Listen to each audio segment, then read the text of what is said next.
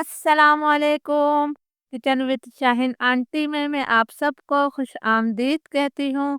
आज मैं अपने किचन में झटपट तैयार होने वाला चटपटा चटखारेदार हरी मिर्च अदरक और लहसुन का बिहारी स्टाइल अचार बना रही हूँ। बहुत मज़े का ये अचार बनता है, तो ज़रूर इस रेसिपी को ट्राई कीजिएगा।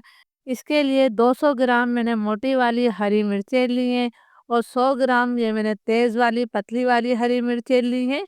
आप सिर्फ मोटी वाली हरी मिर्चें भी ले सकते हैं और सिर्फ पतली वाली हरी मिर्चों से भी ये अचार बना सकते हैं। मैं दोनों हरी मिर्चें मिलाकर ये अचार बना रही हूँ। तो सबसे पहले हरी मिर्चों को हमने एक बड़े बाउल में डाल देना है। हरी मिर्चों में अच्छा खासी मिट्टी होती है, तो मैं इसे 2 से 3 दफ़ा खुले पानी से अच्छी तरह से धो लेती हूँ। फिर आपको दिखाती हूँ। हरी मिर्चों को 2-3 दफ़ा मैंने खुले पानी से अच्छी तरह से धो लिया है। अब मैंने इस हरी मिर्चों को एक बड़ी प्लेट में डाल दिया है। इन हरी मिर्चों को मैं पंखे की हवा के नीचे रख दूँगी ताकि इनका पानी मुकम्मल तौर पर खुश्क हो जाए। आप किसी टिश्यू या सूती कपड़े की मदद से भी इनका पानी खुश्क कर सकते हैं, लेकिन पानी आपने लाज़मी खुश्क करना है वरना आपका अचार ख़राब हो जाएगा। हरी मिर्चें हमारी मुकम्मल तौर पर खुश्क हो गई हैं। अब इनकी जो डंडियां हैं, इन डंडियों को हम अलग कर लेंगे। तो मैं फटाफट तमाम डंडियों को जो है अलग कर लेती हूँ। तमाम हरी मिर्च की डंडियों को मैंने अलग कर दिया है। अब मैंने एक चॉपर लिया है, तो इसके अंदर हमने सबसे पहले अदरक को चॉप करना है। ये मैंने 100 ग्राम अदरक लिए, उसे छोटे टुकड़ों में काट कर डाल दिया है। अदरक को आप छुरी की मदद से या फिर जो है खरल में डालकर भी मोटा मोटा सा चॉप कर सकती हैं। मैंने चॉपर में डाला है इसे। अदरक को चॉप करने के बाद मैंने एक बाउल में निकाल लिया है। ये मैंने 3 जो है लहसुन की गांठें ली थी, इनका छिलका उतार लिया है। इसे हम चॉपर में डाल देते हैं। इसके साथ ही जिन हरी मिर्चों को हमने खुश्क करके इनकी डंडियाँ उतारी थी, तमाम हरी हरी मिर्चें भी हमने डाल दी हैं। इन दोनों चीज़ों को मैं बिल्कुल मोटा-मोटा सा चॉप कर लूँगी। हरी मिर्च और लहसुन को मैंने मोटा-मोटा सा चॉप कर लिया है। आप चाहें तो इसे बारीक भी चॉप कर सकते हैं, लेकिन मोटी-मोटी चॉप की हुई लहसुन और अदरक बहुत ही मज़े की लगती है। अब हम अचार के लिए एक स्पेशल मसाला बनाएँगे। 1 खाने का चम्मच भरकर मैंने सफ़ेद ज़ीरा डाला है फ्राई पैन में। 1 खाने का चम्मच भरकर ही मैंने सौंफ शामिल कर दी है। 1 खाने का चम्मच मैंने काली राई डाल दी है। 1 खाने का चम्मच ही हम साबुत धनिया शामिल कर देते हैं। 1 खाने का चम्मच मैं पीली वाली राई शामिल कर रही हूँ। बहुत ही अच्छा इससे अचार का जायका हो जाएगा। 1 चाय का चम्मच मैंने काली मिर्चें शामिल करी हैं।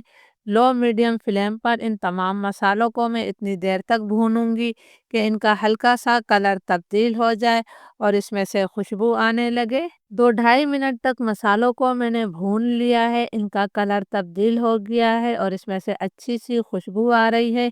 इसे मैं प्लेट में निकाल कर ठंडा कर लूँगी। जब ये ठंडे हो जाएंगे तो इसका हमने दरदरा सा पाउडर बना लेना है। आपने इसका बारीक पाउडर नहीं बनाना है।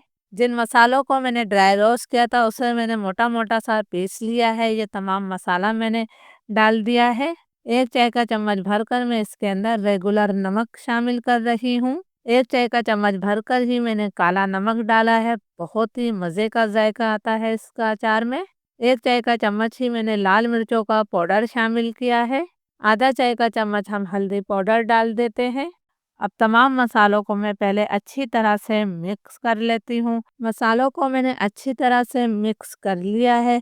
अब हम चाहते हैं कि हमारा अचार 6 महीने तक ख़राब ना हो, तो इसके लिए मैं इसके अंदर वाइट विनेगर यानी कि सफ़ेद सिरका शामिल करूँगी।